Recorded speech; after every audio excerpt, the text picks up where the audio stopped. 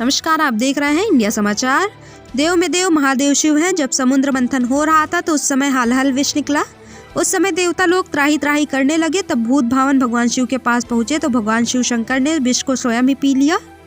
युक्त बातें मानस प्रचार परिषद दया छापर द्वारा आयोजित 9 दिवसीय 68वां मान सम्मेलन में ब्रह्मपुर धाम से पधारे कीर्तन सम्राट शिवजी उपाध्याय ने बताया कि भगवान शिव कपूर के सामान गौर वर्णन के थे, पर चराचर कल्याण के लिए विष पी गए, जिसके फलस्वरूप शिव का पूरा शरीर नीला पड़ गया। उसी समय उनका एक नाम नीलकंठ भी हो गया।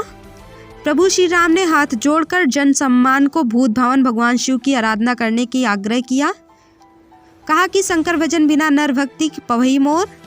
दूसरे क्रम में जौनपुर से पधारी खाति लब्धि रामायणी वंदना शास्त्री जी ने भगवान श्री राम के वनागमन के प्रसंग की व्याख्या करते हुए चर्चा में बताया कि माँ कैकेयी भी निंदनीय नहीं बल्कि वंदनीय है।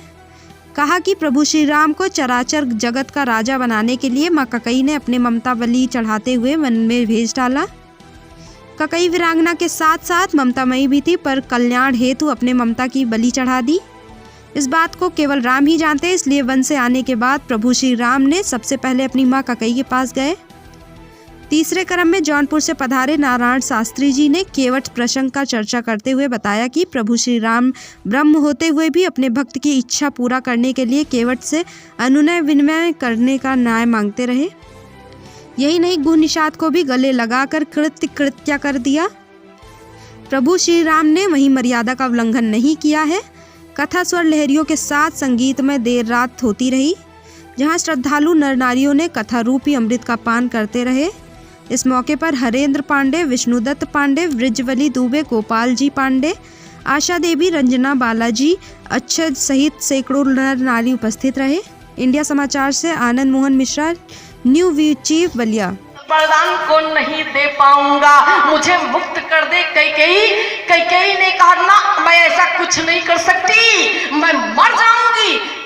राजा दशरथ जी ने कहा, अच्छा ये बताओ कैकेयी, पति के सामने पत्नी मरे वो अच्छा होता है कि पत्नी के सामने पति मरे? तुम एक बात ये फैसला कर दो। कैकेयी ने कहा, आपका मरना ठीक है। याद रखिए, क्यों? क्योंकि कैकेयी आज स्वार्थी बन गई है।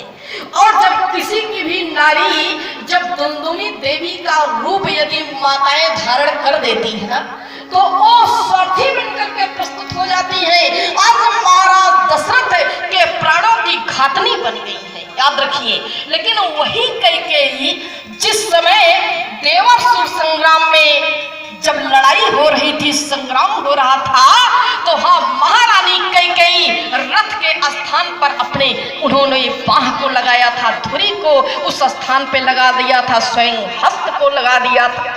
महारानी कैकेयी उस समय सारथी बनी थी, सारथी, और महाराज दशरथ के प्राणों को बचा लेती है वही कैकेयी। लेकिन आज यह स्वार्थी बनकर के प्रस्तुत हो गई है। तो मैं निवेदन करना चाहती हूँ, अगर हमारे देश की माताएं, अगर भारत की नारी है, भारत की वसुंधरा पर बैठी है, तो हमें और आपको माँ कौशल्या की तरह से बनना चाहिए, माँ उर्मिला की तरह से बनना चाहिए, माँ सुमित्रा की तरह से बनना चाहिए। आज राम जी जंगल जाने के लिए तैयार है।